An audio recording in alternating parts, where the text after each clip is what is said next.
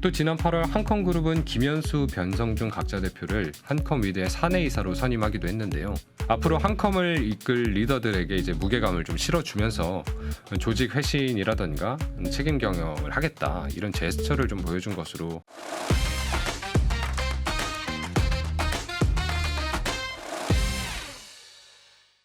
고품격 테크 방송 아웃스탠딩 쇼. 안녕하세요. 아웃스탠딩의 홍선표 기자입니다.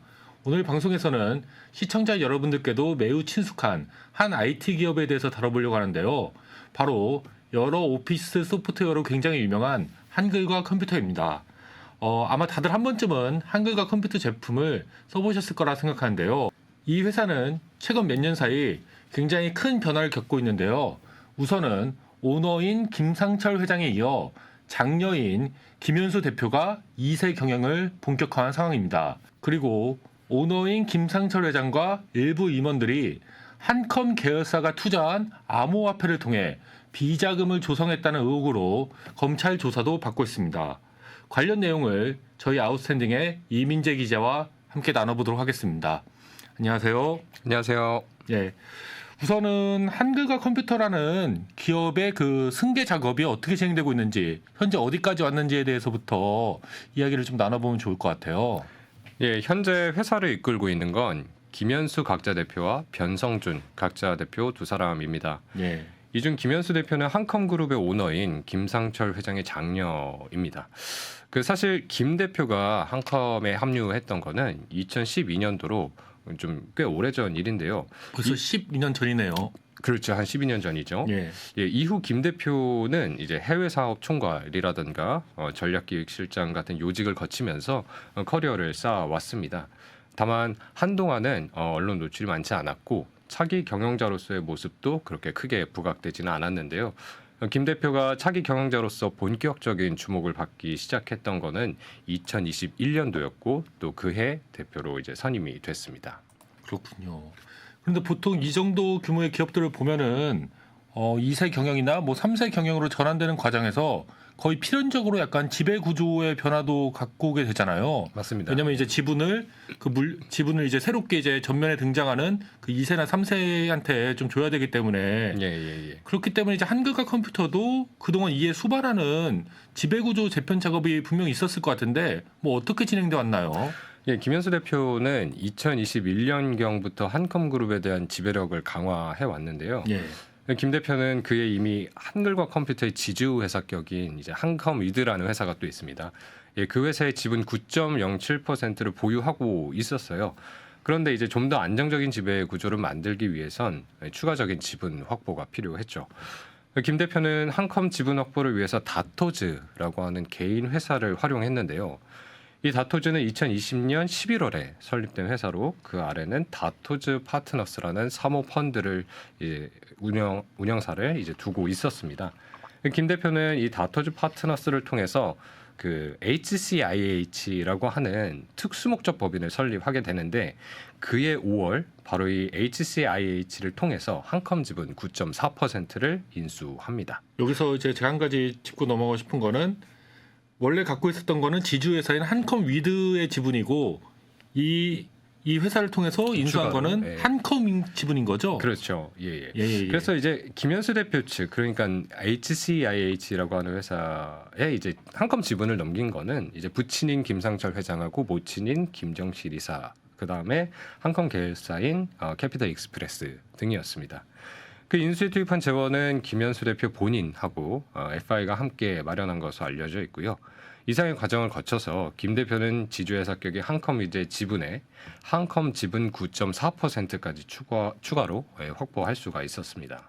그렇군요. 그리고 이 타임라인을 전반적으로 종합을 하면은 이렇게 한컴 지분 거의 이제 10%라고 하겠습니다. 네네. 이 10%까지 추가로 확보한 직후에 그러니까 뭐 거의 얼마 안 돼서 이제 대표에 딱 선임이 되면서 약간 왕좌에 올랐다. 네네네. 이렇게 볼 수 있는 거네요. 예, 맞습니다. 김현수 당시 부사장이 변성준 당시 대표와 함께 각자 대표에 선임된 것은 추가로 이렇게 지분을 확보한 지 한 석 달 정도 뒤인 2021년 8월이었어요.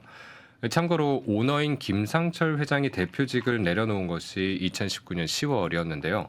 즉 김상철 회장이 경영 일선에서 물러난 지 한 2년이 조금 안 되는 시점에서 그룹 리더십의 세대 교체가 이루어졌다고 볼 수 있겠죠. 덧붙이자면 김현수 대표는 각자 대표로 선임된 후인 2022년 6월과 9월에 걸쳐 한컴 지분을 장내 매수하기도 했는데요.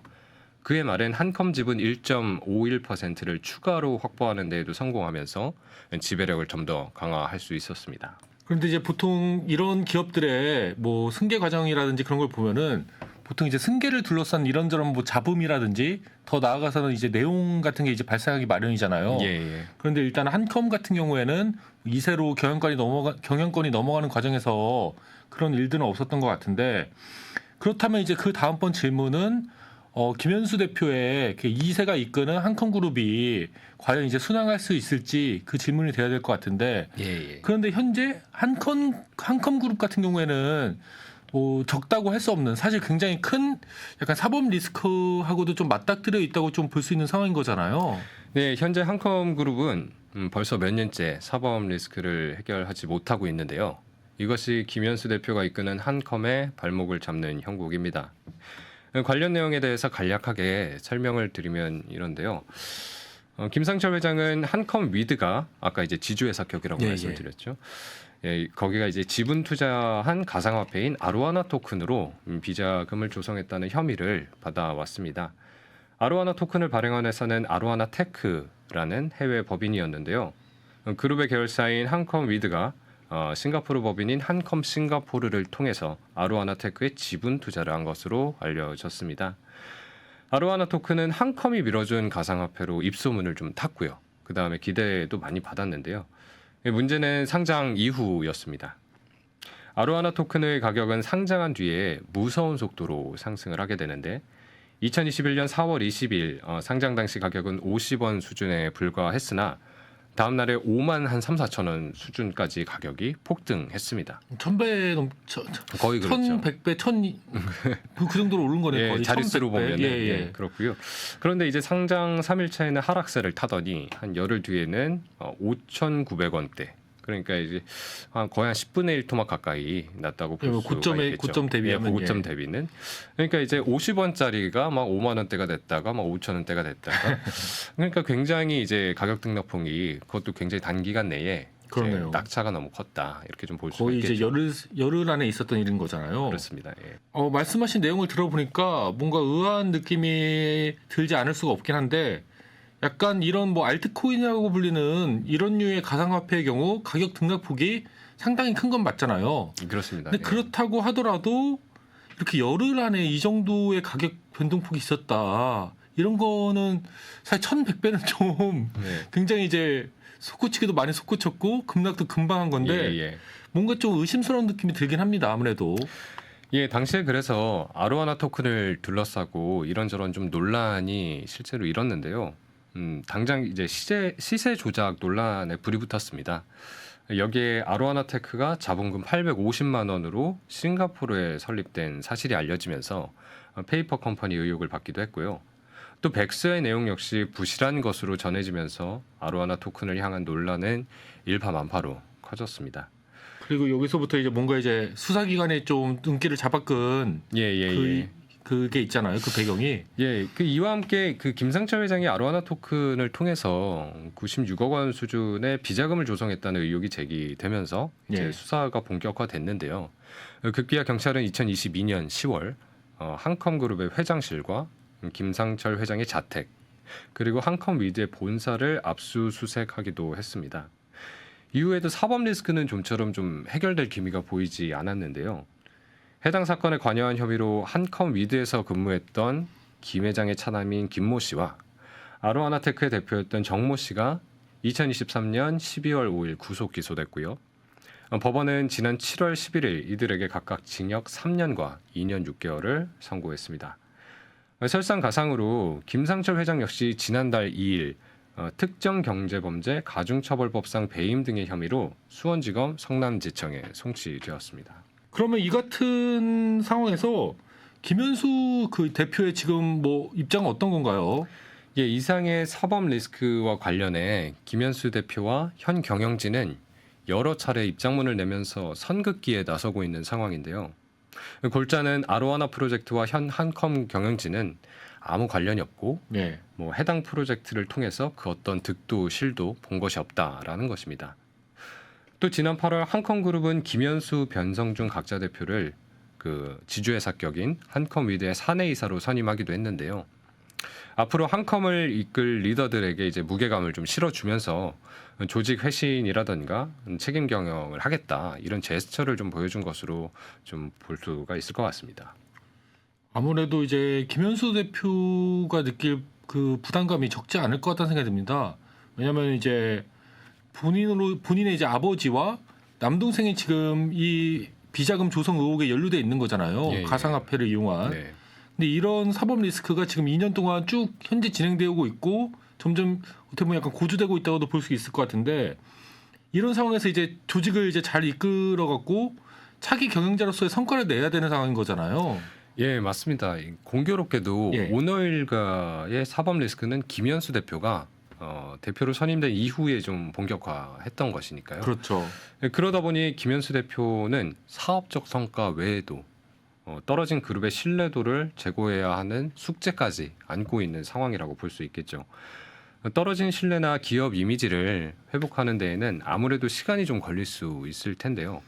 지금으로선 사법 리스크에 대해 이제 좀 최대한 거리를 두면서 경영자로서 자질하고 이제 역량을 증명하는 게 김현수 대표에겐 최선이지 않을까 그런 생각이 듭니다. 그렇다면 조금 이제 화제를 바꿔갖고 지금부터는 4년 차에 접어든 이 김현수 대표가 어떤 식으로 회사를 바꿔가고 있는지에 대해서 좀 이야기를 해보면 좋을 것 같은데요. 네네. 우선은 그 아버지인 김상철 회장이 회사를 이끌던 시기와 비교해서 네. 눈에 띄는 좀 뭐 변화라든지 그런 게 있나요? 예, 가장 큰 변화는 김상철 회장이 회사를 이끌던 시절 확장해 놓은 사업들을 좀 정리하고 있다는 점인데 사실 김상철 회장 시절에는 한컴이 본업하고 관련이 없는 분야로 사업을 굉장히 많이 확장을 했었습니다. 대표적으로 한컴 MDS라든가 한컴 라이프케어 같은 회사 인수한 사례를 이제 들 수 있는데요. 한컴 MDS는 하드웨어에 탑재하는 임베디드 소프트웨어라는 것을 개발하는 회사고요. 그 다음에 한컴 라이프케어는 소방용 공기호흡기라든가 방화복이라든가 방독면이라든가 하는 이런 안전 장비를 만드는 제조 기업입니다. 원래는 이제 산청이라는 이름이었고요. 예. 그래서 언뜻 듣기에도 한컴의 본업인 오피스 소프트웨어하고는 관련성이 좀 적다라는 게 이제 좀 느껴지는 부분이고요. 김현수 대표의 방향은 이렇게 좀 본업하고 관련이 적은 사업은 정리하고 대신에 AI 기업으로 좀 다시 태어나겠다. 그것을 위해서 이제 좀 재편을 하겠다라는 것입니다. 실제로 김현수 대표는 2022년 7월 한컴 MDS의 지분 32.21%를 매각했고요. 현재도 한컴 라이프케어를 매물로 내놓은 상황입니다. 아 그렇군요. 근데 한컴 라이프케어 같은 경우에는 방금 말씀하셨듯이 뭐 방독면이라든지 뭐 방화복 이런 것까지 만드는 약간 제조 기업인 거잖아요. 소방을 상대로 예, 예. 굉장히 납품을 많이 하고 있는 약간 한컴의 약간 본업과는 조금 상당히 떨어져 있다고 상당히 떨어져 있다고 볼 수밖에 없는 예. 회사이긴 한데 근데 기업인 입장에서는 이런 회사라고 하더라도 돈만 잘 벌어준다고 하면은 굳이 이렇게 막 빠르게 이제 매각하려고 하지는 않을 수도 있을 것 같긴 한데 예, 예. 김현수 대표가 이런 약간 비IT 기업들을 매각하려고 하는 이유는 뭔가요? 그 약간 실적이 안 좋거나 그래서 그런 건가요? 이제 뭐 좀 섞여 있다고 볼 수 있는데요. 예. 이제 사실 그동안 성적표를 보면은 이제 방금 말씀드렸던 그런 이제 본업하고 관련 없는 계열사들이 의외로 그룹 성장에 도움을 준 측면도 있어요. 실제로 2020년 3월에 한컴 라이프케어가 마스크 제조 기업을 인수를 했습니다. 대형 헬스케어라는 회사인데 이제 잘 아시다시피 그의 코로나19가 확산이 되면서 마스크 수요가 폭증하지 않았습니까? 그렇죠. 이제 그러면서 한컴 그룹은 역대급 실적을 좀 낼 수 있는데 이제 발판으로 좀 활용을 하게 되는데요. 그의 한글과 컴퓨터 연결 기준 매출이 4,014억 원이 나왔어요. 그리고 영업이익은 682억 원을 기록을 했는데 이때 본업으로 낸 매출이 한 1,094억 원, 영업이익은 한 326억 원 정도밖에 안 되거든요. 다시 말해서 본업 외 사업으로 번 돈이 훨씬 더 많았다 이렇게 좀 볼 수가 있겠고요. 마스크 그런데 굉장히 많이 그 차지를 했나 봐요. 그때 이제 확 올랐던 거죠. 어. 예, 그래서 이제 그때 좀 효과를 많이 봤던 것은 사실인데, 예. 예, 그런데 이후엔 실적이 좀 악화되기도 했어요. 엔데믹 국면에서 마스크 수요가 하락하면은 이제 자연스럽게 내려갈 수밖에 없는 부분이잖아요. 그리고 그 당시 뭐 뉴스 보면은 뭐 마스크 제조업체들이 폐업한 것도 굉장히 많았기도 했고 그 정도로 어려워지기도 했고 예, 그래서 그런 뭐, 내용도 있었던 거 봤던 것 같아요. 예, 그래서 굉장히 이제 뭐 호재가 됐다가 예. 또 뭐 악재도 됐다가 그 단기간 내에 막 그런 일들이 정신없이 일어났던 시기였는데, 아무튼 이제 뭐 한컴 라이프케어 같은 경우에는 그런 일이 있었고요. 한컴 MDS 같은 경우에는 사실 영업이익을 그래도 꾸준히 낸 편이기는 합니다. 그런데 영업이익률을 보면은 한 3% 5% 사이 정도로 이제 그렇게 막 높은 정도는 아니었거든요. 예, 그래서 아마 이런 점들을 이제 두루 고려하지 않았을까 이렇게 볼 수가 있습니다. 그렇군요. 그럼 약간 이 BIT 분야 사업 포트폴리오로 분명 이익을 본 부분도 있지만은 앞으로 약간 성장세는 좀 장담하기 힘들다. 그렇죠. 예. 이렇게 생각하셨고 이렇게 생각해서 약간 뭐 매물로 내놨다. 이렇게 볼 수 있는 거겠네요. 예, 맞습니다. 이제 그런 상황에서 전 세계적으로 또 아시다시피 AI가 정말 메가 트렌드로 떠오르고 있지 않습니까? 그렇죠. 그러다 보니까 사업 포트폴리오 재편은 좀 불가피했을 것 같아요. 실제로 저도 최근에 소프트웨어 기업들을 이제 취재차 이제 만나다 보면은 예. AI에 투자하지 않는 기업들을 찾아보기 힘들 정도로 그렇죠. 전부 다 자기들이 이제 여력이 되는 선에서는 최대한 투자도 하고 예. 뭐 신기술이라든가 신서비스를 이제 만들려고 노력을 하고 있는 중이거든요. 그래서 한컴도 이제 비슷한 이제 이유라고 이제 볼 수가 있을 것 같고요. 어쨌든 한컴 측은 자회사 매각으로 마련한 이런 재원을 AI에 투자하겠다는 입장입니다. 실제로 3월엔 스페인의 AI 생체 인식 기업인 페이스피라고 있습니다. 예, 거기에 이제 전략적 투자를 단행한다고 밝혔고요. 그리고 1월엔 전자 문서 기업인 클립소프트를 인수하면서 AI 분야에서 이제 시너지를 내겠다 이런 청사진을 밝히기도 했습니다. 요컨대 한컴 그리고 이제 김현수 대표의 사업 퍼플 재편 그리고 AI 사업 강화가 정말 유의미한 성과로 돌아올 수 있을지 좀 지켜볼 필요가 있겠고요. 동시에 여전히 해결되지 않고 있는 사법 리스크가 어떻게 흘러갈지도 함께 지켜봐야 할 것 같습니다. 그렇군요. 예, 민재님 오늘 방송도 준비해 주시느라 고생 많으셨습니다. 예, 오늘 방송에서는 2세 경영이 벌써 4년 차에 접어든 한글과 컴퓨터 그룹에 대해서 알아봤는데요. 현재 진행형인 사법 리스크가 어떻게 흘러갈지 그리고 김현수 대표의 경영 전환 계획은 과연 어떤 성과를 낼 수 있을지에 대해서 앞으로도 저희 아웃스탠딩 쇼에서 꾸준히 잘 보도해드리도록 하겠습니다. 예, 앞으로도 저희 아스쇼에서는 IT 테크업계 최신 이슈에 대해서 쉽고 정확하게 설명드리도록 하겠습니다. 오늘 방송은 여기서 이만 마치도록 하겠습니다. 감사합니다. 감사합니다.